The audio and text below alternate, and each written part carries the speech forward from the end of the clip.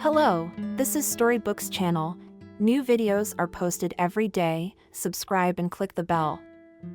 The cozy, spacious kitchen was lit by the morning light. Adriana sat at the table, looking at her husband, then at her breakfast. She had the infamous oatmeal with berries again, which was making her sick. But she couldn't give up that breakfast, because there was no other breakfast in sight. And if she wanted to lose a couple of pounds, she had to sacrifice tasty food. Adriana pushed the small jar away from her, and now she was looking at her husband with her hands on her head. I think I should go on this business trip. The boss says that soon she is leaving us, which means that her place will become vacant. Can you imagine if I become vice director? Said the husband with a smile. Yes, that would be good, said Adriana.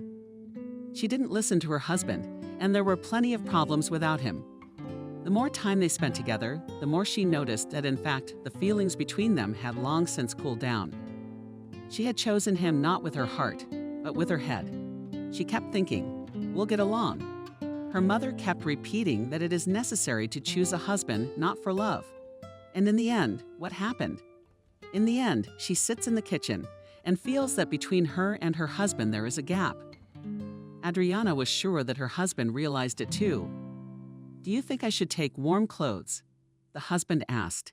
Adriana looked at him. Ethan realized that she was not listening to him at all.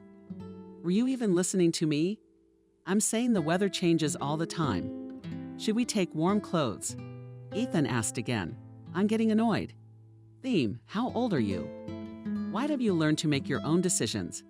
I'm not your mom. Can you already decide for yourself whether to bring a sweater or not? Threw Adriana irritated.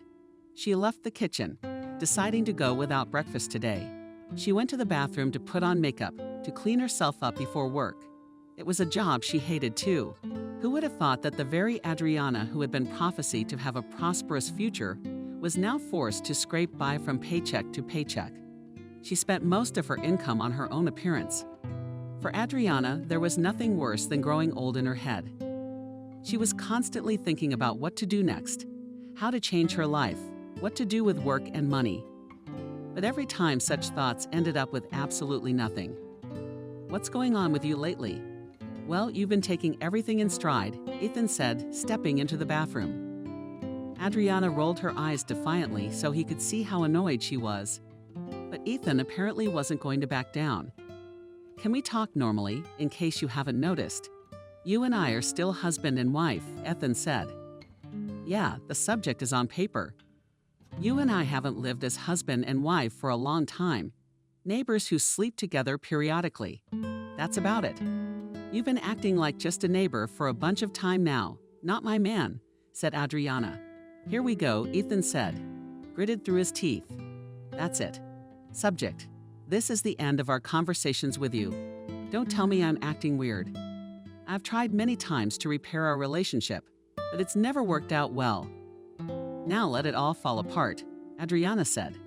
She put her mascara, mirror, and powder in her bag, and then went out into the living room. Adriana changed her clothes and hung around the mirror.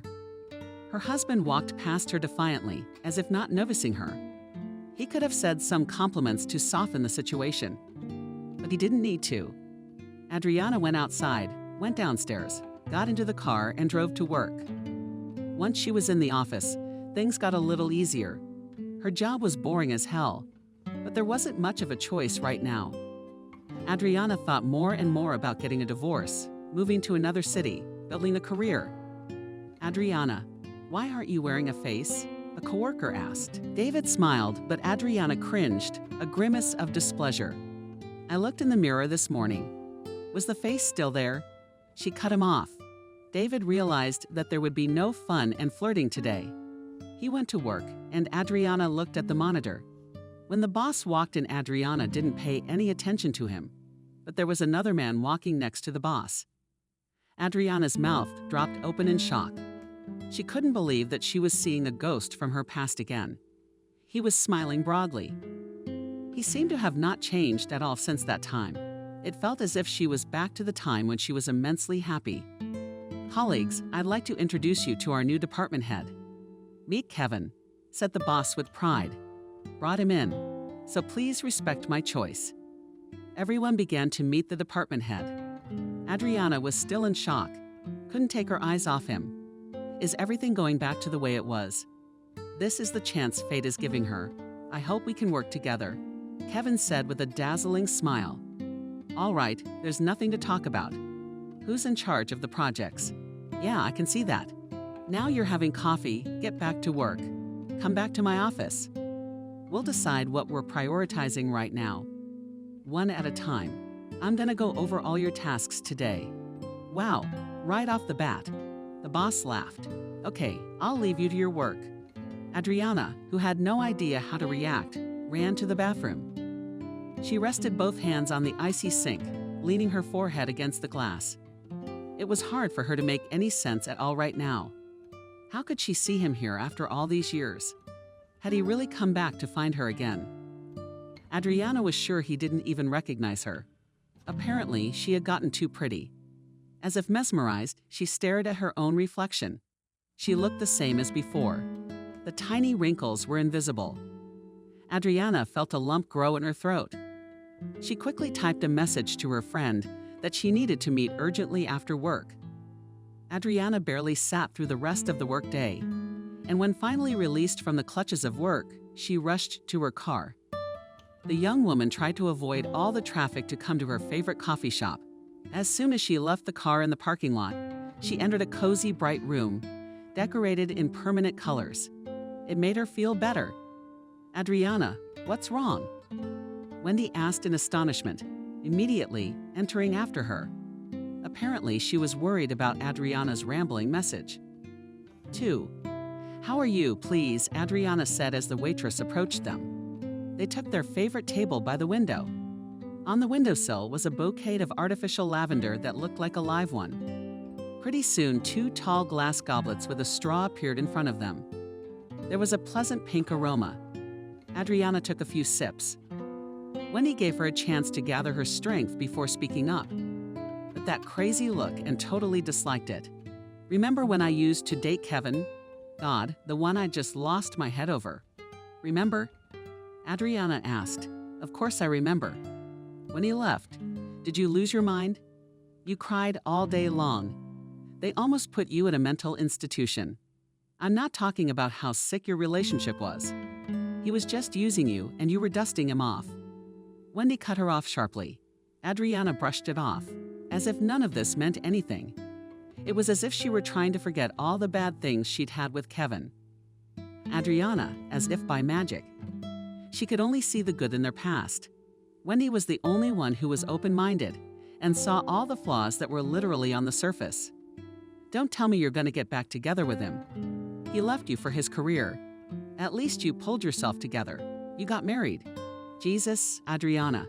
Don't tell me Wendy started, but the young woman interrupted her before she could finish. Oh, stop complaining. I'm a big girl. I can handle my own problems. Before I could even tell you about it, you were all over me. Don't forget Wendy. You're not my mom. She cut her off. Wendy now waved it off. Apparently, she realized that talking to her friend on the subject was completely useless. Adriana herself took the gesture as a surrender. Imagine today the boss comes in and says, "Here is your new department head." I look over and it's Kevin. He hasn't changed at all. Can you imagine how annoying that is? He wouldn't even look at me. Can you believe it? Adriana resented him. He was on his knees begging me for forgiveness, and now he just pretended as if I didn't exist at all. Adriana, how many years has it been? 5 years at least. You've been seeing someone else in that time. Married Ethan. And what do you still care about some Kevin who's messing with your head? Wendy asked. Wendy had a look as if she were totally disappointed in her friend. You remember how much I loved him. I've never felt that way in my life. Wendy and I haven't had a relationship for a long time. We live like roommates. We only sleep together periodically for convenience. So I just want to try and get it back, Adriana said. Adriana, come to your senses. What's going on in your head? A herring in a barrel? Are you out of your mind? I can't believe it. I can't believe I'm gonna hear you say all this crazy stuff. You were out of your mind the other day. Do you want it to happen again? Wendy asked in amazement. You're my friend. You're supposed to support me. Adriana exclaimed indignantly. I'm also supposed to keep you from doing something stupid. I thought you'd grown up. You want to jump on the wagon that will take you to the asylum. Wendy barked insistently. Adriana was shocked that her friend did not support her. Wendy was absolutely disappointed in her friend's action. They both tried to change the topic of conversation, so as not to get into an argument out of thin air. But I think she tried to talk her friend out of it more than once, because she knew that this situation would end in a real disaster. Adriana arrived home that day completely confused. On the one hand, she wanted to feel again all the emotions that she had in her relationship with Kevin. On the other hand, she knew that Wendy was right and that this train was going to take her to a mental institution. The relationship was truly sick. The emotional swings were driving her crazy. But now, as time passed, Adriana was sure that it was better than what she had with Ethan. Ethan himself seemed to sense the change in his wife. He asked her leading questions, but Adriana shook her head negatively, trying to concentrate on making decisions. Why do you explain what's going on? I realize you and I had a fight. So now you can't talk to me? You don't seem like yourself today, Ethan said. But biting your elbows, Ethan, your ear, or what did you think I was going to personally run around you? No, I'm done. I'm not clinging to this relationship anymore. In fact, I think we should probably get a divorce soon, she said. That was the first time Adriana had ever talked about divorce. He didn't believe her at all. Ethan laughed out loud, which just put her in a stupor. She looked at him and a silly, unnatural grin appeared on her face. Adriana didn't know how to react to Ethan's laughter. What divorce? Are you out of your mind? Everyone fights. It happens. What are we going to do? Get a divorce? Asked Ethan, who really didn't believe her words. Especially we are not 20 years old to run back and forth to the registry office. Everybody's married. Let's keep the family together. They're threatening divorce. How silly is that? I'm not threatening. It's a topic. I'm seriously saying that you and I have grown cold for a long time. We should probably get a divorce. What's the point of us living under the same roof? If we're not a family anyway? Adriana asked. Ethan waved her away. It made her even more stunned. The young woman looked at her husband and didn't understand why he didn't take her words seriously at all. Ethan laughed again, haha. You made up the divorce too. Are you going to threaten me with divorce like all these hysterics? Adriana didn't answer him anything else. She doesn't want to believe him. Well, to hell with him. He won't get his way anyway. That night, the young woman decided to spend the night alone. Her husband, who was still laughing at her antics with no problem, lay on the couch and played video games until almost morning. It took Adriana a long time to fall asleep. In the morning, she felt wrecked. She put almost under her eyes, waiting for the bears to disappear. Had to get up early to clean herself up. How are you getting ready for your date? Said Ethan with a chuckle. Adriana did not bother to answer her husband. She got ready, drove to work, and really looked much better than usual. Her coworkers remarked that she looked great. They even thought it was her birthday. Adriana, how are you looking today? Let me ask you out, said Harriton near the coffee machine. Call your wife, parried Adriana with a smile. My wife to you as to Mars. Shall we go? He asked again and laughed. The women who also worked in the office. And clearly such jokes were not appreciated. Adriana was not going to flirt with colleagues, and certainly not with a married man. Harriton didn't interest her in any way at all. She took the papers, knocked on Kevin's office door, and then entered. But hi. I knew there was more to you today. Looks like Adriana. After all these years, you haven't changed a bit. That's too bad, Kevin said. Adriana stared at him, not understanding why he was suddenly expressing regret. She put the papers on the table as if she had come just for the report. You saw that your scores are worse than everyone else's. If this keeps up, you and I are going to have to say goodbye, Kevin said, looking through the papers. Can you not pretend like we're strangers to each other? She asked. Kevin looked away from the papers, now looking intently at her face. She felt uncomfortable. Adriana felt out of place. It was uncomfortable. Why was he staring at her like that all of a sudden? There was no tenderness or sensuality in his gaze. It was dry disappointment and longing. Adriana, let me get this straight with you. I'm your boss. This is where you and I are gonna stop. Being degenerate doesn't get you anything. You're gonna work the same way you're working now. I will fire you, he said. Adriana Rose sat down in the chair beside him and playfully placed her shoe on the chair. She thought he wouldn't hold back, rushed to kiss her like he had before. But Kevin did something she had not expected at all. The man leaned back in his chair, looked her over from head to toe, and then burst into full-throated laughter. Her husband laughed at her yesterday. Laughing today, Kevin laughed. Are you out of your mind? What the hell do I need you for? Kevin exclaimed, and he laughed even louder. Adriana even had tears in his eyes. We were almost teenagers. At least you were. I thought you'd wised up in that time too, and you're still just as stupid. Adriana slid off the table and stared intently into the eyes of the man she had once loved madly. She had never imagined that it would be so difficult to rebuild a relationship with him. I don't consider you at all. I realize you're just a shadow of your past, nothing more. Yeah, if I could turn back time, I would never have a relationship with you. You've drained me of so much blood. Oh my gosh, said Kevin, adjusting his shirt. We were so good together. Do you think I've forgotten about everything? She asked, frantically trying to find the words. Adriana held back tears of resentment with all her might. His legs began to tremble. His voice too. Kevin looked at her with a twinge of regret. Adriana, go to work, for God's sake. We're adults with families and responsibilities. There's no time for games right now. I don't need you, I don't need you. As a woman, I get it. Go to work. Leave me alone, Kevin said, pointing her to the door. Adriana pouted her lips like a child feeling monstrous resentment and disappointment. But strangely enough, didn't back down from her plan for a second. She was going to get him, and she would do it by any means necessary. Exactly a day later, Adriana has already made the first attempts to establish relations with Kevin. But her action could hardly be called expedient. Together with a friend who decided to support her, they drove 400 kilometers to reach some aunt. Adriana had found her contacts online and had high hopes for her. Adriana, I think you're starting to go crazy again, said Wendy.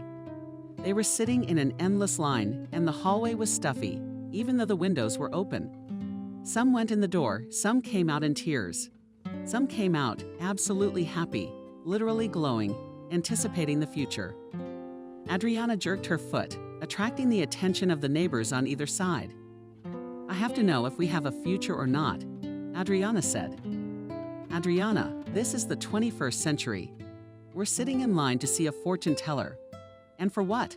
For the sake of ruining your own life, for the sake of an idiot did not stop. Wendy. Misty didn't allow for a second the idea that her friend could be happy with the man who had nearly robbed her of her identity earlier. Adriana stubbed both horns and didn't let her friend's words even fly to her ears. Think about it. Okay. Do you even need this? Wendy asked. Her voice was already shaking. Again, someone came out of the office, but this time there was no emotion on his face but sadness. It's my turn, Adriana shouted, but Wendy grabbed her arm. The young woman looked at her friend carefully, as if trying to convince her that she was making a mistake. Wendy was persistent. Adriana snatched her hand away and disappeared behind the office door. A foul odor hit her nose, incense. Some kind of white lily mint something else. The smell was sweet and cloying. I wanted to pull my sweater over my nose, just so I couldn't smell anything. Adriana sat down across from the older woman. The woman took the old woman's bony fingers over the salty deck and listened to Adriana. The old woman shuffled the deck and then laid out the cards. You're making a big mistake. The family there is strong, the old woman started to say, but Adriana interrupted her. What kind of family can there be? He's a male dog. He's not capable of making a family. Roared at Adriana, remembering the behavior of his ex. You either listen to me or get out of here, said the old woman sharply, and Adriana conciliatory raised her palms. The young woman, defiantly as if zipped up and tossed the doggy aside. The older woman nodded, accepting the surrender. She looked at the cards again. And I realize you're probably already freaking out about imagining the sweet life. But if you got him on your side, he's going to break your fate. You're meant to be a good, quiet man. If you choose another, believe me, it won't end well," said the old woman, turning over one card after another. "So I'll do it with him." Did her voice quiver? Asked Adriana. "No, nothing will work out for you. He doesn't need you, isn't attracted to you as a woman, wife, or friend. He looks at you as if you were nothing. He'll never love you as a woman. Do you understand?" the old woman asked. "You just don't know me well." Adriana replied sharply. "But I know the maps well. You're chasing two birds. You'll be alone. Adriana, your husband is good, caring, kind. Do you need to talk? You need to rebuild your family, not chase men. Look, it's for you, Ethan, your usual." And the other one clings to him. "She'll take care of him so much that he won't even move. If you lose your husband, you'll blame yourself for the rest of your life," the old woman said. Adriana stared at the old woman with even greater shock. She had expected help, not another lecture. If the young woman was going to listen to a lecture on her projected future, she would talk to Wendy. It felt as if it was Wendy who sat in front of her, not the fortune teller to whom she had traveled over 400 kilometers. "Don't fall for his charm, fool. He'll have you on the wall before you can even squeak. It's not the kind of person you should trust with your life, you know," asked the old woman. "How about I figure out who to trust with my life? You have no idea how happy I was with him. I never loved him as much in my life," as Adriana said. She burst into tears of impotent anger. "So do the spell and I'll pay," Adriana said, slipping her hand into her bag and pulling out her wallet. "I don't want your money, and I don't do that sort of thing. I'm not going to do any coots for you. Go home, girl, and think on a fresh head. Why would you want to ruin your own life?" said the old woman. Adriana flew out of the office with such expression that absolutely everyone in the corridor stared at her. The young woman slammed the door so that the panes in the windows shook. She dashed outside for a breath of fresh air, then burst into tears. Wendy jumped out after her as she put her arm around her shoulders and sat her in the car. Adriana calmed down only about 10 minutes later, when the tears simply ran out.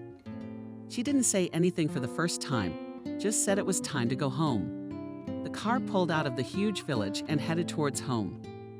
The young woman sat behind the wheel and looked at her friend. Adriana, who was unaccustomed to being in the passenger seat, had bought it like a mouse on grits. She crossed her arms over her chest and replayed the old woman's words in her head. She says he's got a family.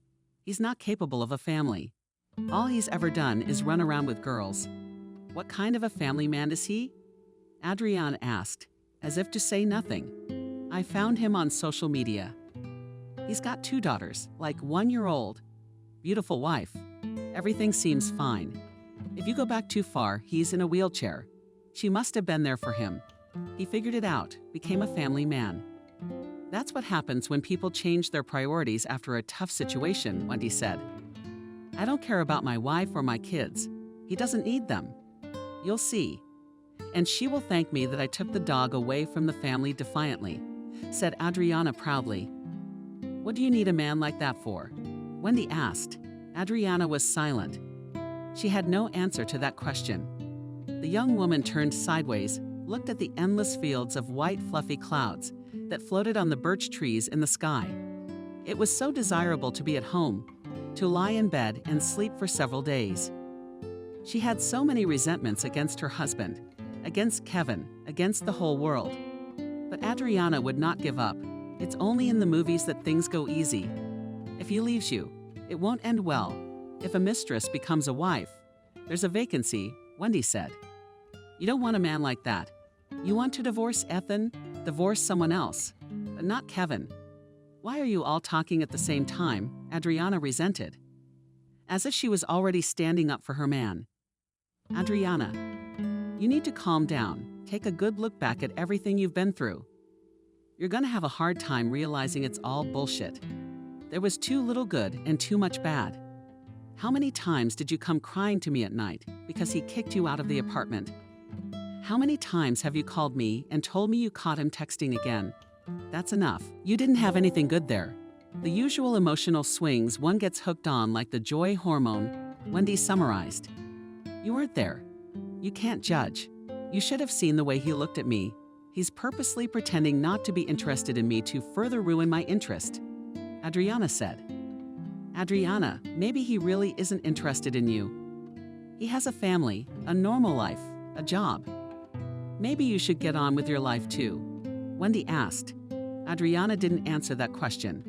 She considered it too humiliating for her. She glanced quickly at her friend, but she shrugged. Apparently, she wasn't going to discuss anything else at all. So she turned on the radio. The young woman was also glad that she wouldn't have to defend her position and her decisions anymore. They would rather listen to another radio station than Adriana would prove that she was striving for her own happiness. As the car pulled up to the apartment building, Adriana's mood finally soured. She saw her mother on the balcony of her apartment, which made things even more difficult. Her mother was a terribly difficult person, and it was almost impossible to even make contact with her. This elderly woman could not imagine life without scandals and constant clarification of relations. Well, Adriana stretched out the needles. Wendy looked up and also saw the old woman and immediately understood Adriana. Yes, I'm lucky, Wendy said calmly. Knowing your mother, you can come and see me anytime. Adriana thanked Wendy warmly, apologized for her abruptness, and then got out of the car. The mother leaned over the railing, staring at her daughter. And where have you been loitering? She asked. I'm not 15 years old. I'll figure out where I've been loitering on my own. Adriana cut her off.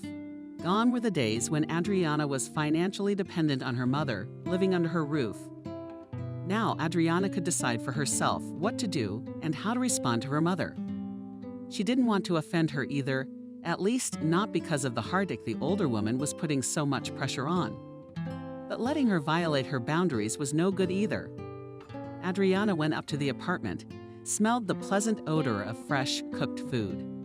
Except that her husband's face was clearly displeased. If only they always perceived the arrival of an elderly woman as a hard labor. Didn't you try calling us before you came? Adriana asked. Can I visit my own daughter already? Asked the mother. Adriana put both palms to her troops. Now she had completely different tasks dealing with Evelyn and was useless. I have to go to the hospital urgently to take tests, to pass. If it's so difficult for you to live with your mother, then pay for my hotel room. Evelyn objected uncontested. God, Mom, this is not a good time at all. We've got enough problems already, and you're just adding fuel to the fire. Adriana said calmly, sitting down on a chair. The fridge is empty. The man doesn't earn enough. Of course you're in trouble. And I told you right away that Ethan is a waste of space. If you complain to me about him, I'll tell you that you chose him. Her mother objected sharply, ignoring the fact that Ethan was in the other room and could hear everything perfectly well. Adriana didn't bother to talk about anything else. She ate quietly and then retired to her bedroom. Adriana wanted to consume a little. She needed to do some remote work in the evening. But the conflict that had erupted between her mother and her husband made her rise. Adriana sat on the edge of the bed, staring at the floor, trying to make a decision. I told you, you're not welcome here. If you want to go to a hotel, I'll pay for a hotel. There's nothing to do here. And from now on, you'll call before you come here. You're in my house and suddenly you're building me up. You're not on your own turf to make a big deal out of it. Ethan persisted. Despite the heavy conversation, he never raised his voice at Evelyn. The same could not be said for the older woman. She could easily raise her voice, yell, or even get into a fight if it was to her advantage. Adriana went out into the corridor where the altercation was taking place. And you think you're a man. If I was a man, my daughter wouldn't be working. Do you even know what kind of men she had? Do you even know she's been on vacation on the islands? And with you, she's got to make every penny count. I have no idea why she chose you, Evelyn said. Outbursts howled with her hands. The older woman was clearly unhappy with the situation. There was a smug, nasty smirk on her face. Ethan began to pack his things. Adriana watched his movements carefully, looking reproachfully at her mother. only there was no strength to stand up to her mother. "You deal with your mother, then call her," Ethan said. He slammed the door loudly and left. The elderly Mullah woman retired to the kitchen. Adriana was not happy, but maybe it was for the best. While her husband was out of the apartment, she could at least weigh everything and decide if it was worth going back to Kevin. "Thank you. Tell me later I kicked yours out. What did he offer you that you'd suddenly throw yourself at him? Did you find someone to marry? You haven't had enough good men. He doesn't make a good living. He's growing a potbelly. I don't understand why you're holding on to him so tightly," Evelyn reasoned. "He loved me. At least he used to take care of me. Everything was fine. It's just that lately we've been mixing things up," Adriana said in a sad voice. "But here's the answer to everything. You should choose a man with your head, because your care always ends. Love passes, my dear, but money remains. If you'd chosen a normal man, you wouldn't be worrying about anything now. Believe me, any disadvantages in the character of the husband can be leveled by his salary," said Evelyn. Adriana sat down at the table looking at her mother. Her mother's words made her cringe. But on the other hand, Adriana herself had once thought that way. It felt like her life was splitting in two right now. Adriana had to choose. Which one to emphasize now? Maybe my rights were worth the risk. Get my life together before the divorce proceedings even start. And for another whole evening, the older woman brainwashed her daughter, telling her to look for another man. Adriana, listening to her mother, was now making a plan that was slowly forming into a strategy in her head. The next day, determined not to procrastinate too long, Adriana bought roses, candles, expensive wine. She stayed in the office late and waited until it was just her and the department head. Adriana put Frosty to sleep in the lounge area. "Put the wine glasses down." "Adriana, and what do we have here?" asked a man, holding papers in his hands. But seeing his subordinate in surrounded lingerie against a background of rose petals froze. Adriana was sure that now he would loosen his protective barrier. Could he resist her? Adriana was sure she looked even better than she had when they were dating. "Are you out of your mind?" he asked. "Don't you want it all back?" "Kevin, let's just have a drink. Let's talk. We need to talk to you. You know, we have a lot to talk about," Adriana said. "I'm trying to sound as romantic as possible. What's there to talk about? Have you completely lost your mind?" Kevin exclaimed. He was looking at her with crazy eyes. There was no passion in his gaze, only anger. Adriana was completely taken aback. She had never imagined that her plan could have a flaw. Now she looked at the man and could hardly believe that he had ever treated her with tenderness. "So that's what Kevin muttered." He lowered his head, set the papers aside. The man looked tired. He rubbed the bridge of his nose, then continued. "Clean up this mess, get dressed, and get out of here. For the last time, I'm going to pretend like nothing happened. If you give me a farce here now, believe me, it'll end badly. You interfere with my work, I'll fire you, especially since you're not a goddamn employee." He just turned on his heels and walked away to his office. Adriana was left standing all alone, holding a half-filled glass. She sat down, emptied the glass completely, then a second one. Adriana changed her clothes, cleaned up after herself, went downstairs, and got into the car. The young woman howled with resentment, sobbed, and could not understand what she should do next. She was sure to the last that the romance would work, but nothing happened. Adriana felt she couldn't control her feelings at all. Never in her life had she sobbed so much or felt sorry for herself so often. By the time Adriana arrived home, her mother was already asleep. The girl got up to build a shower and tried to forget about everything. An inner voice told her that she should have made peace with her husband, to go back to her usual life, where everything could still be normalized. The other voice kept repeating that she just had to prove to herself that she was still attractive to Kevin. This was a challenge for her. "And what were you doing back so late last night? Don't tell me you went to see your man," her mother said with undisguised displeasure. Adriana did not know what to say to her mother. She was already completely confused about what was going on.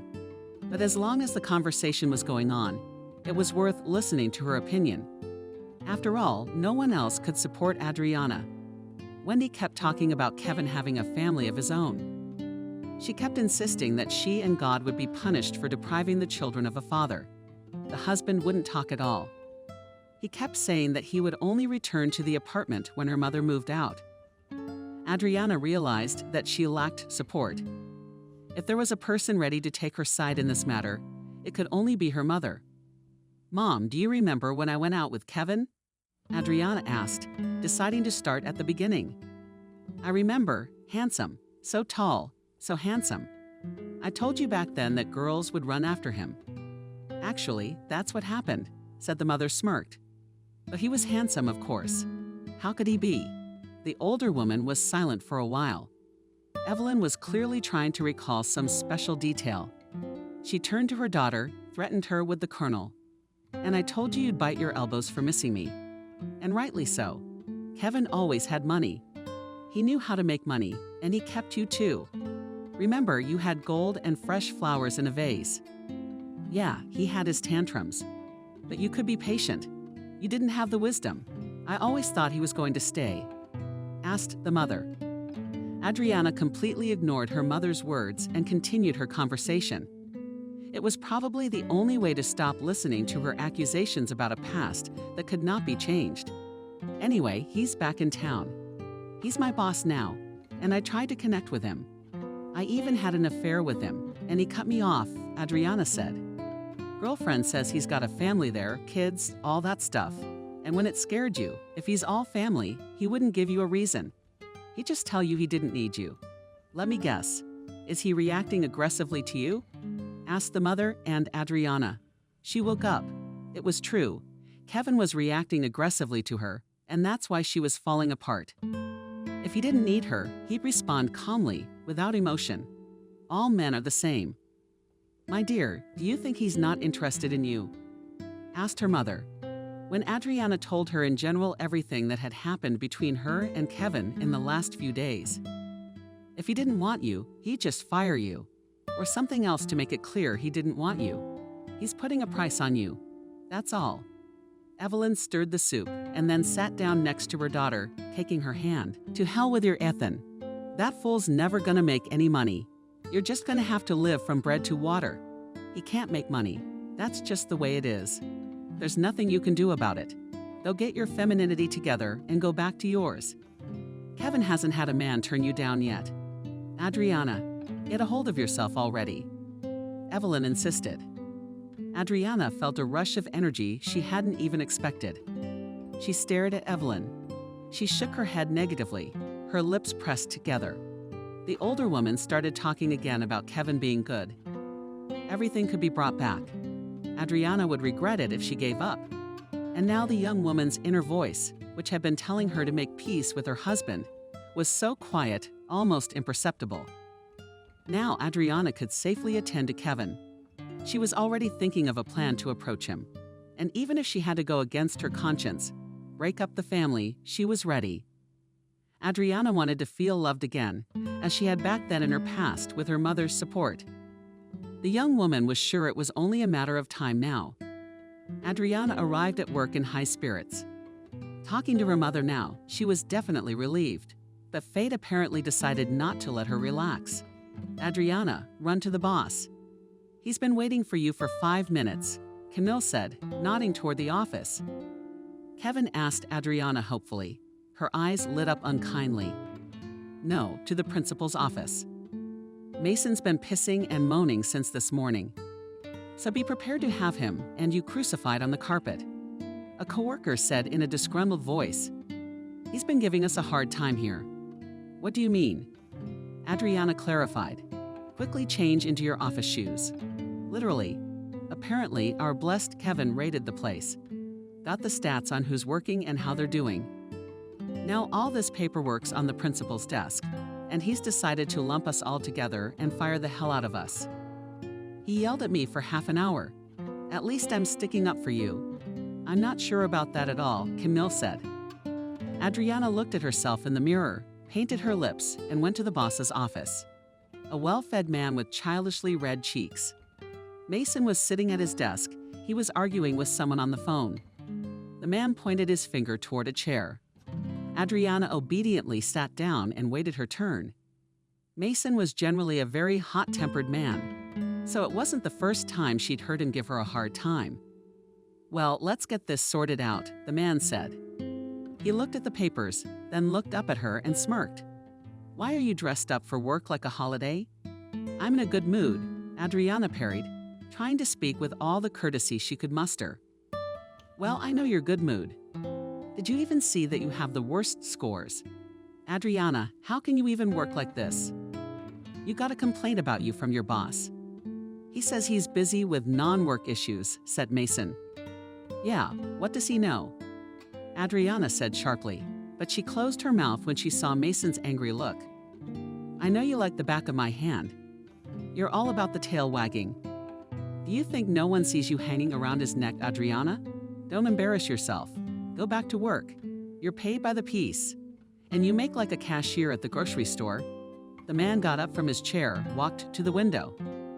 He crossed his arms over his chest, and now spoke without turning to Adriana. "Get to work already. How many times can you do this? You still think you'll find a rich husband. Adriana is not the age to believe in fairy tales. Rhonda made 100 this month, and you barely scraped together 20. By God, you'd better use your looks in your work to drain clients' minds," he said.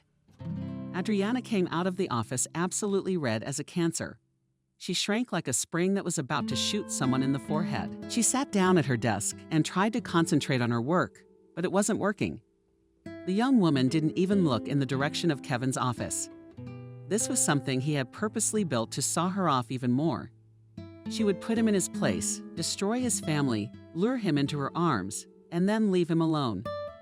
The young woman felt so angry that even the plan in her head formed itself. She didn't need it. She had romance and feelings.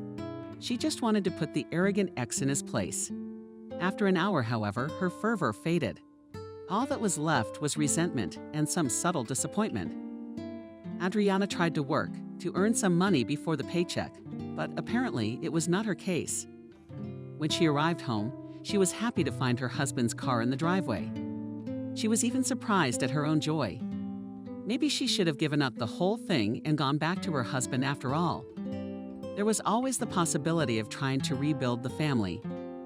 Maybe she and Ethan still had a way to go. What if the subject decided he would try for his family? But barely had Adriana entered the apartment when immediately her hopes were absolutely dashed. Mother stood, crossed her arms on her chest, and read Von Look. "Your hubby finally decided to move out," said her mother, chuckling. "Like a rat running away from the ship. Look at him. And I told you he's got nothing to show for it. All ripped off. Adriana, take your mother out, or I won't be able to take care of myself," Ethan said calmly. Adriana went into the bedroom, slammed the door shut, and left her husband alone. Ethan didn't even look at her, just tried to leave the apartment as quickly as possible. "Something's up." "Jesus, yeah, she's leaving in 3 days, and you're already running away behind my back. And if I come back later, all I'd have found were empty shelves," asked Adriana. Now she suddenly smelled a note of maternal resentment in her voice. Adriana felt ashamed that she was becoming like her mother. She felt powerless to make a decision. Her husband looked at her as if she were nothing to him. "I've thought it over. I've made a decision. We should live apart. We'll think about how and what to do. Maybe you're right. It's time to get a divorce already. There's nothing to do here," Ethan said. When Adriana herself had talked about divorce, the idea had seemed appropriate. But as soon as she heard those words from her husband's lips, pain pierced her heart. She felt resentment, anger at herself, and a longing for their past life. Adriana could not explain her own emotions of resentment. She could not even utter a word. She just looked at Ethan with her eyes.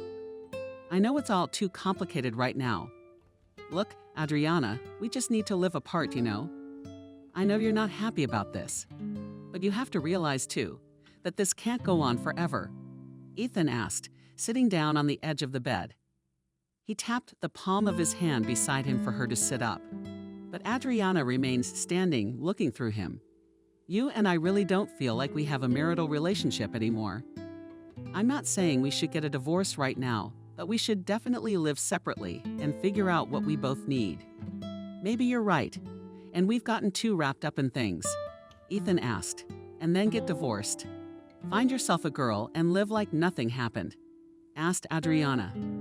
Adriana felt a clear desire not to give him up to anyone. Some inner feeling of her own had played a cruel trick. I didn't say I was looking for someone, he said. Adriana just looked at him, afraid to say a word. Let's just live apart and see how things go. I'm going through a rough patch at work, and what are you like? You're not yourself. Shouldn't we be working through things together? Adriana asked. I've tried, but you pushed me away. Okay, Adriana. And I'm off, Ethan said. He leaned in to kiss her, but Adriana declined. The man realized he'd hurt her by leaving, but he didn't do anything more. Soon, Ethan left the apartment, leaving behind only the subtle scent of perfume. Adriana suddenly sank down on the bed and sobbed so loudly that she didn't even expect it from herself. She was crying because she realized that everything was falling apart around her. What would she do when she was alone? Who needs her with her temper? And why are you throwing a tantrum here? He's gone, and to hell with him. The trash took itself out. Mother said sharply, and then she laughed unpleasantly. How dare you say that? Adriana suddenly cried through her tears. She felt such a burning anger towards her mother that she couldn't even explain it. Adriana got up from the bed. You have taken to strutting. And you, how did we start talking? You were in my ears yesterday about your ex, and now you suddenly decided to fight for your husband, asked the mother with a smirk. Don't give me the snot. It's a swamp. What's there to cry about? You're a pacifier, not a man. You didn't keep your family together, and you expect me to be left empty-handed too. No way, Mom. Get your stuff and get out of here. If it wasn't for you, Ethan wouldn't have left at all, said Adriana. Don't you dare push me around. Yeah, look at her. You should be thanking me for walking him out.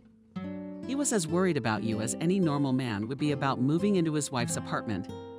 And in general, consider that if it weren't for me, you wouldn't have this apartment at all.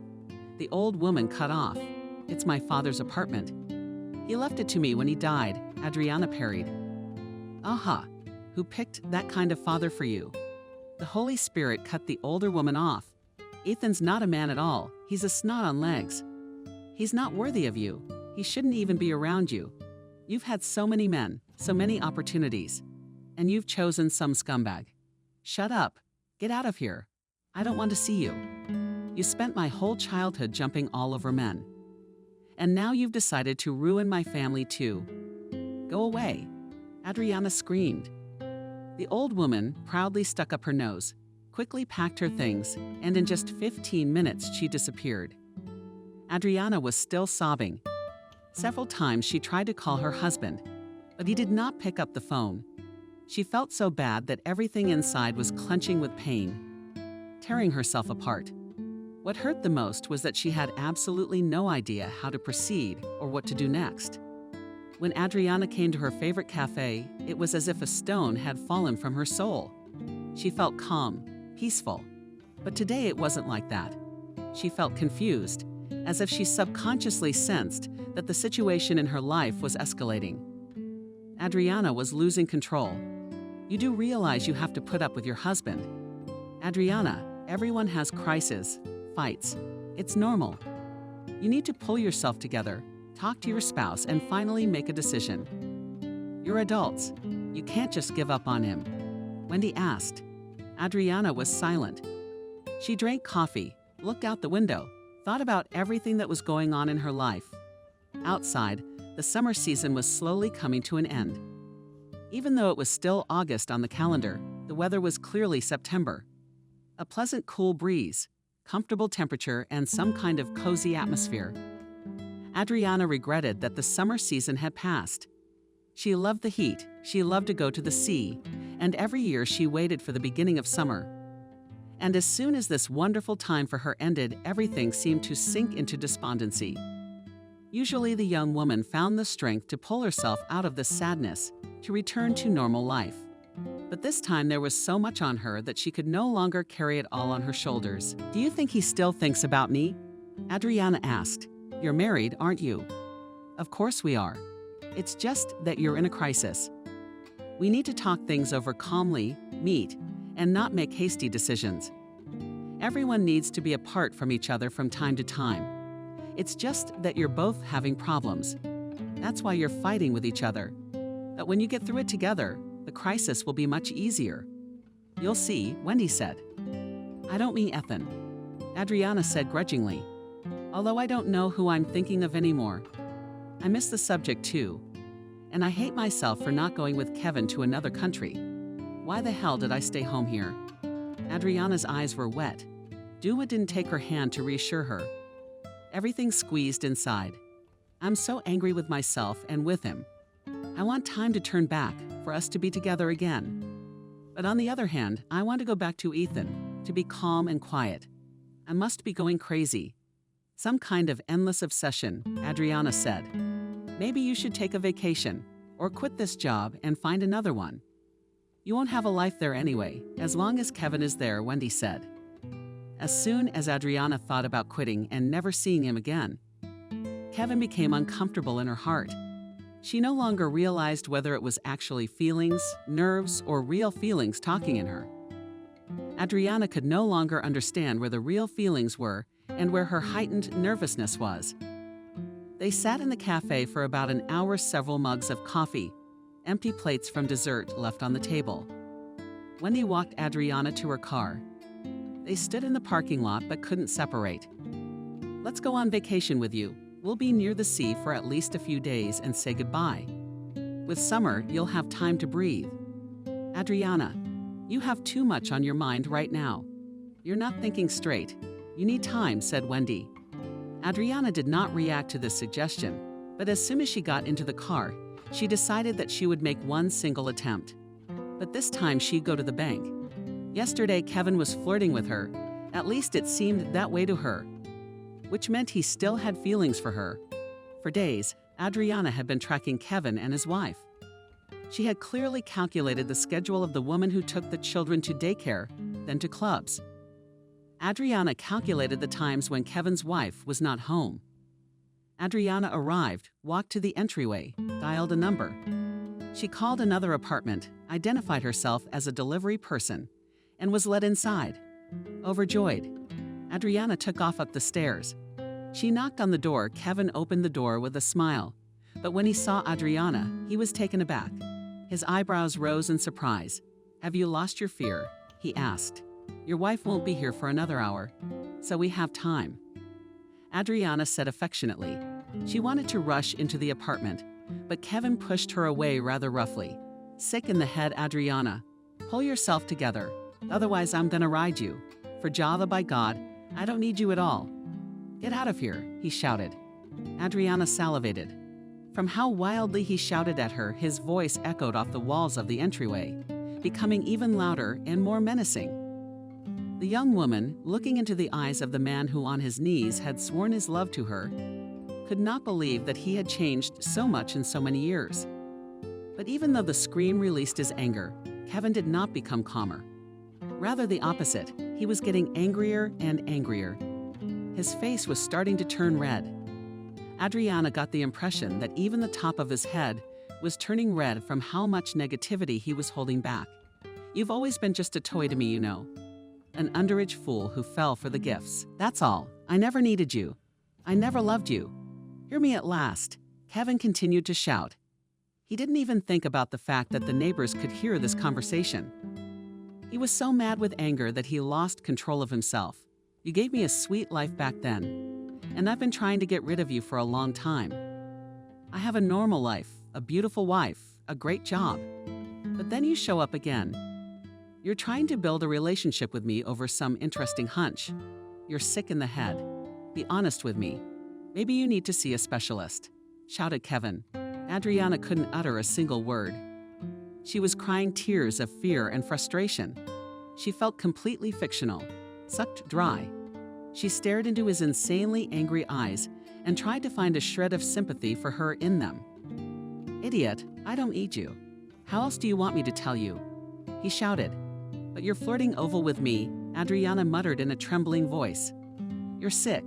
Do you take common courtesy for flirting? Is that supposed to be fun? I have a beautiful family. I love my wife dearly, and you come in here and ruin my life.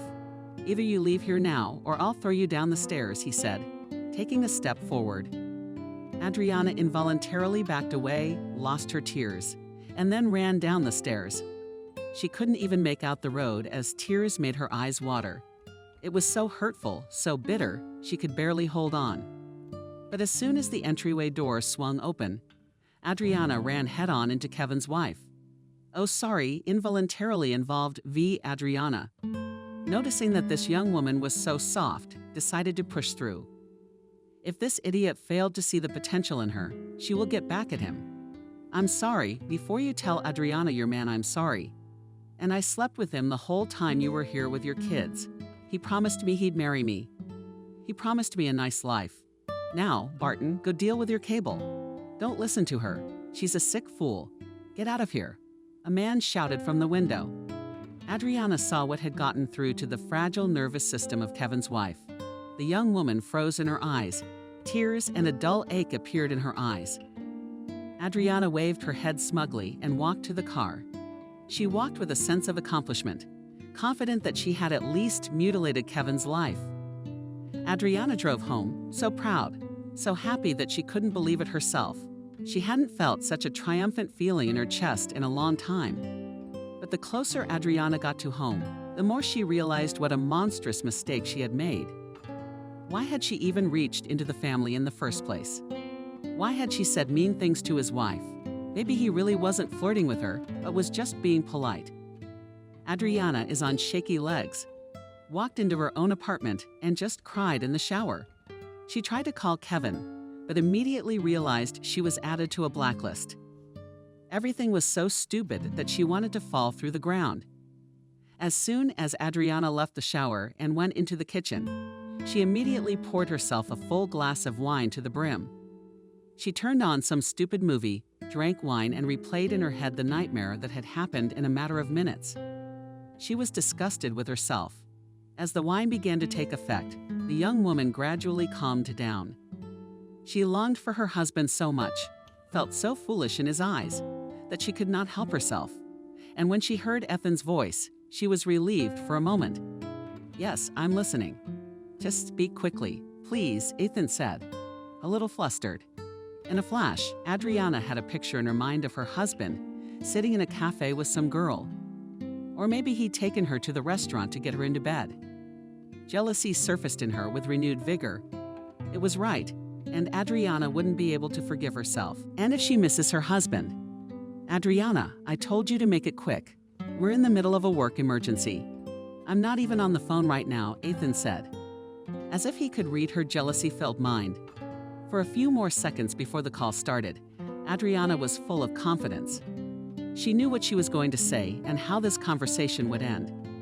But now it was as if she swallowed her tongue and began to stutter. Topic, you and I need to talk. I missed you so much. We really need to solve everything. I'm not a bad person, she said and cried. Adriana, I'm not interested in your tears right now. Ethan said more calmly and quietly. Let me call you in a few hours. I don't have time right now. I'll live alone for now. I have to think about it. Adriana hung up the phone herself. The young woman leaned back in her chair and just stared at one point. How was she going to live her life now? Would he really divorce her? She almost destroyed her own family to get back together with her ex. And for what? Adriana felt so stupid all of a sudden that she felt disgusted. Ethan had been right to just pack up and leave. She wasn't worth it. Adriana lowered her head with her forehead, touched the cold table. Somehow she felt so sad that she couldn't put that sadness into words. She didn't even want to cry. It just hurt. If they'd gone to a counselor, maybe they could repair their relationship and start communicating like they used to. Ethan would start courting her again. Adriana would have given him some nice romantic surprises. Would it all fall apart now? If Ethan wanted to be with her, he'd probably come over right now, apologize for his behavior, and they'd start living together again. This empty apartment was completely foreign. When Ethan wasn't there, Adriana missed him terribly. Now all her fiddling around with Kevin seemed like nonsense. She hadn't cheated on her husband. She'd gotten over it. Adriana felt like a traitor. She couldn't shake the feeling that she had no right to rebuild her relationship with her husband. On Monday, Adriana was going to work. Everything was falling out of her hands. There was a bad feeling. Everything was so mixed up in her head that Adriana wouldn't even react if she was fired. She got in her car, pulled out, and just headed towards the office, wanting in all seriousness to turn around, stay home, call her boss, and quit. Turns out Adriana was right on the money. When she got to the office, no one wanted to talk to her at all. Everyone walked around with their noses up their asses, like she was some kind of stranger. Adriana had worked here for years. Why the sudden attitude? Always helping everyone. Never fought with anyone and certainly never tried to drive anyone out of the workplace like some people. It's better to quit well, Camille said, crossing her arms over her chest. Yes, Camille is right, said Miranda, adopting the same pose. They stood like twins. Even their dress code was similar. Adriana still didn't understand what was going on. Staring at her former coworkers and friends. Now it seemed she had clearly crossed them. Girls, what the hell is going on? This isn't about jealousy. I make less money than you guys. Adriana said with a chuckle, what the hell is going on? You decided to ruin your family, and then you come here and think you'll be patted on the head. David asked in amazement. Now everyone was turning against her. Literally, the whole office was standing as if waiting for the trial. Adriana involuntarily took a step back. She looked into the faces of the people who hated her overnight, although just a few days ago they had hated her. David, have you forgotten that I'm the reason you work here? I'm the one who brought you here. Insistent, said Adriana. And you, if it wasn't for me, I would have fired you 6 months ago. Miranda, I was actually filling in for you on maternity leave so you wouldn't get fired. Are you two in cahoots? Adriana exclaimed in amazement, surprised at their ingratitude. Adriana, come into the office, said the boss. Adriana took a deep breath, exhaled, looked at everyone with the most angry look she was capable of. She walked into the office of the warden. He immediately handed her a glass of cold, sparkling water. Adriana sat down in the chair and lowered her head low. She realized that apparently the situation that had happened the other day had become public knowledge. Yes, I understand. I made a huge mistake. I'm so sorry. I even tried to call him and tell him how stupid I was. I got emotional. Now I feel like a complete idiot, said Adriana. You know, I don't care who you slept with, what you were gonna do. I don't even care about his family. This is my business. And business is money. Dear Adriana, I could go out on the street and pick up a dozen of them. So I can't call you a valuable employee. But the likes of Kevin, you can't find anyone like Kevin. If you knew how hard I worked to get him in here, you'd think a little more about your stupid head, the boss said. Adriana remained silent. She took the insult in stride. There was, after all, truth in what the superior had said, wasn't there? She was still silent, waiting to see what would happen next. But judging by the mood of the boss, only dismissal awaited her. What statement to write? She asked. Yes, be kind enough to write at your own request.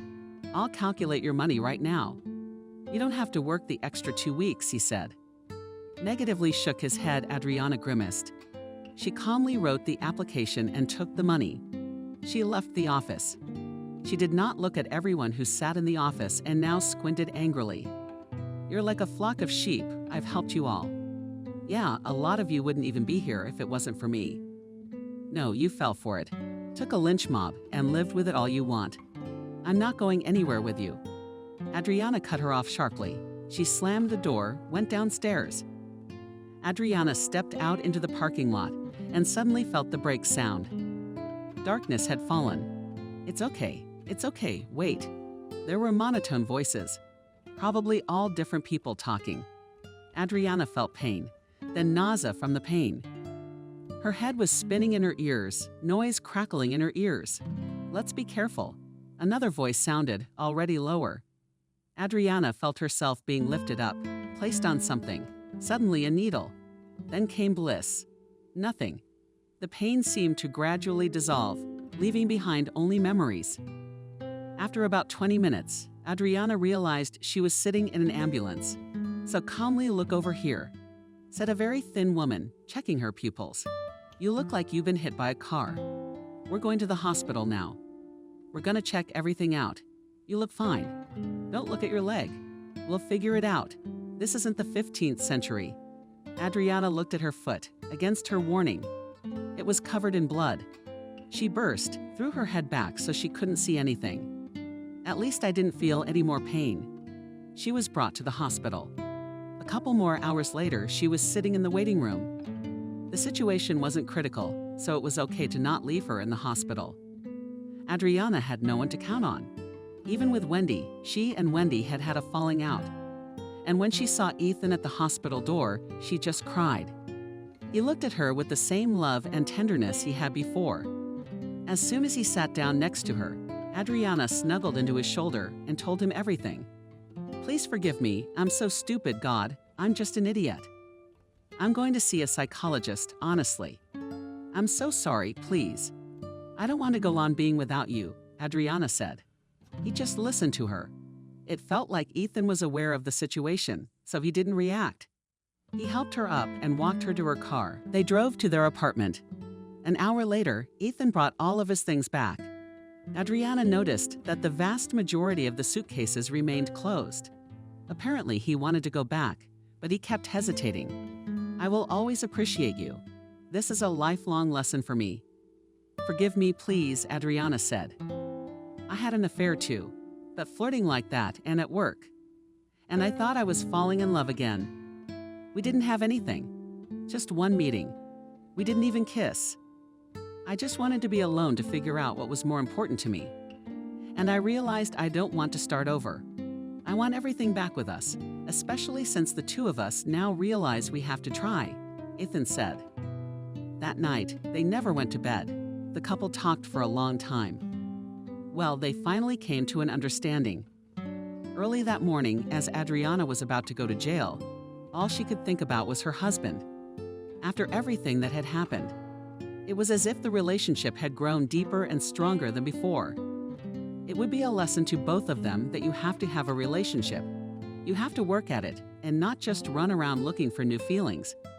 Gradually, the broken leg would heal, and their relationship would become even stronger. Ethan is back to being the caring person he used to be, and Adriana much more tender and affectionate. They were talking to each other again, as if the relationship wasn't even a couple months old.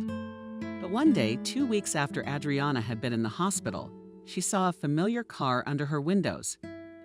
Taking her crutches for comfort, Adriana stepped outside, well aware of who had arrived. Kevin stepped out of the vehicle.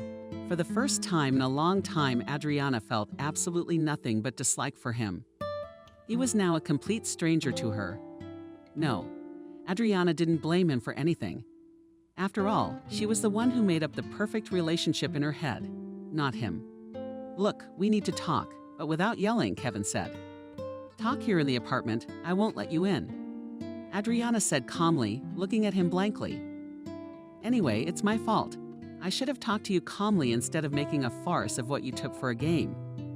Anyway, they fired you for me." Anyway," said Kevin, holding out the papers to her. "There are checks for payment. I totally bought online training for you. There's job placement, so you'll have a new job if anything. I'll take over financially while you study." "Why so excited all of a sudden?" Adriana asked. "I don't understand why he's being so soft on her. A few weeks ago, he nearly threw her down the stairs. And now he's being nice, offering to help her financially. My husband earns enough to keep me in school."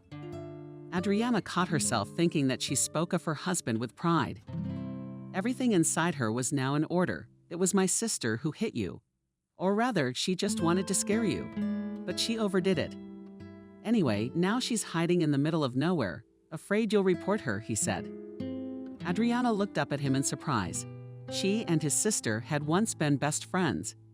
And now what? She was afraid you'd break up the family and leave the kids without a father. Like I can't make my own decision. Anyway, I hope you and I can work something out. I'll pay for the treatment. What else do you need?" Kevin spoke calmly. "I won't write a statement. Tell her thank you. If it wasn't for her, maybe the bright thought of reconciling with my husband wouldn't have appeared in my stupid head. That, first of all, Adriana said, and then looked at the papers. Thank you so much for paying the tuition for this year. I will get a new profession. A great chance for me to start over, and I don't need any collateral. It was immediately noticeable that a mountain had literally fallen off the man's shoulders. He exhaled, smiled. He was immediately relieved. When the car pulled up, Adriana looked at her husband with a smile. He was clearly disturbed by the stranger. And I brought the severance pay, Kevin said, pointing to the papers. Well, okay, I gotta go. Thanks for compromising. She nodded. He didn't seem like a handsome, promising guy to her now. He was just a man who was a total stranger to her. And really, if you took off the rose-colored glasses in their past relationship, there hadn't been many good times. When Adriana took the elevator up to the apartment with her husband, she told him about the papers and the training. Are you really not going to write an application? Asked her husband. No, I won't. Let's consider it my punishment for being too long-nosed and overconfident. I still have some work to do because I feel guilty still. Calmly, she said. He didn't ask any unnecessary questions. Adriana had been trying to build up her courage for days, but she realized it was impossible. She just had to go and do it. The young woman drove up to the very apartment where she had once caused a scandal. She sat in the car for several hours until she saw Kevin's wife come out into the yard with a stroller. I'm sorry, Adriana said softly. The woman's face turned stern in an instant. She looked at her with a kind of implacable anger. Adriana understood her feelings perfectly. I came to apologize calmly, Adriana said. I had some kind of adolescent maximalism, my complexes and stupidity in my head. I just wanted to apologize for what I said to you about your husband. Nothing happened between us. He sewed me up and kept telling me he had a beautiful wife. The more Adriana spoke, the more the woman's face softened. She suddenly noticed that Adriana already had tears glistening on her face. I almost lost my husband because of this idiocy. I'm really sorry I was staggered. And your family is wildly ashamed that I looked like a fool and almost ruined your life, Adriana said. Well, apology accepted if you want to help. I'd be happy to, with a smile, said the woman. Adriana nodded vigorously. They walked to the store together. On the way back, Adriana carried heavy bags of groceries. At the bottom of the stroller were bottles of clean water. It's not so smooth sailing for us. So you were just the last straw. I hope we can find the strength to reconcile and keep the family together. We have daughters growing up. I don't blame you. I know exactly how my husband behaves. All his courtesy and supposed politeness often looks like flirting, the woman said in an unhappy voice. Thank you for helping me carry it. I live alone now. It's a bit hard to cope. Apparently he hasn't changed at all, Adriana said, and the woman nodded. I guess he has. It's not for nothing that my mother told me that people don't change, and you shouldn't expect others to change. All right, come on. I'll take the carrier. And you stay with the stroller, please, she said. Adriana was alone with the stroller. The 2-year-old was sound asleep, or maybe she was under 2 years old. Adriana had no idea, no way to determine the ages of children since she had none of her own. And as a child, she hadn't taught anyone. When the woman came out of the entryway again, already behind the stroller, she looked a little sad. Thank you for apologizing. It means a lot to me, she said. When Kevin gets back from his business trip, I'll tell him you came by. It'll make it easier for me and him to fight. Thank you for forgiving me, said Adriana with a guilty smile. For a few minutes, Adriana sat in the car just looking out the window. She felt many times better when she finally apologized. Maybe it really was worth it. The shame had gotten much worse than it had been before the apology. But the more time passed, the weaker it weakened. A few days later, Adriana received a message from Kevin saying that he was grateful for her apology. He was able to repair his relationship with his wife, and now he won't do anything stupid. Adriana told Ethan everything. He was very proud of her for apologizing. Even before the cast was finally removed, Adriana and Ethan started to see a family psychologist. It turned out that they had accumulated a large number of mutual resentments that they had not spoken about. After the first sessions, it was hard to restore balance in the couple. But the longer they practiced with the specialist, the easier it was for them to reconnect. The relationship became more tender and deeper. A shared hobby emerged, and they also learned to sit down and talk every week and come up with something to do together. A year passed. Adriana learned to get a job. She started earning good money. At the same time, without leaving the house. She liked her new profession and was grateful to Kevin for it. As it turned out, Kevin did not stay at the new workplace for long. He quickly replaced the director and took his place. As far as Adriana knew, Kevin and his wife were still living together. They were expecting their third child. Adriana didn't know how smooth their relationship was. She didn't want to meddle with other people's destinies anymore. Adriana reconciled with Wendy. They were best friends again, just like before. Adriana was very grateful to Tommy for trying to talk her out of it. Wendy had gotten married and they were now family friends. There was no way Adriana could wait for her husband to come home from work. She was holding a small gift she wanted to give him for their anniversary. She was insanely grateful to herself for such a lesson. She had never been happier in her life than she had been since she had decided to keep her family together. They finally had harmony, true love, quiet happiness. "I'm home," he said. Entering the apartment, Hera sprinted out into the hallway to him before she could wait. He held in his hand a small cake and a bouquet of flowers. "Happy holiday, beloved. Happy holiday. I have a present for you, by the way," she said. She smiled radiantly. Adriana handed him the box. Ethan put it on the shelf. He changed his clothes and then, taking the box, opened it. The man thought it contained the watch he wanted, but there turned out to be a truly lavish gift, tied to a red ribbon. In the box was a positive pregnancy test. Ethan sat on his ass like that. "It's true. I've even been to the doctor already. They all confirmed the subject you're going to be a daddy," she said and cried. He suddenly picked her up and from his seat, lifted her in his arms and surrounded her. He kissed her endlessly. "Oh my God, is it really true? We're going to be mommy and daddy." He repeated a little, "And I can't believe it myself. Can you believe we're going to be parents? Can you believe it?" She repeated through tears years of trying behind her.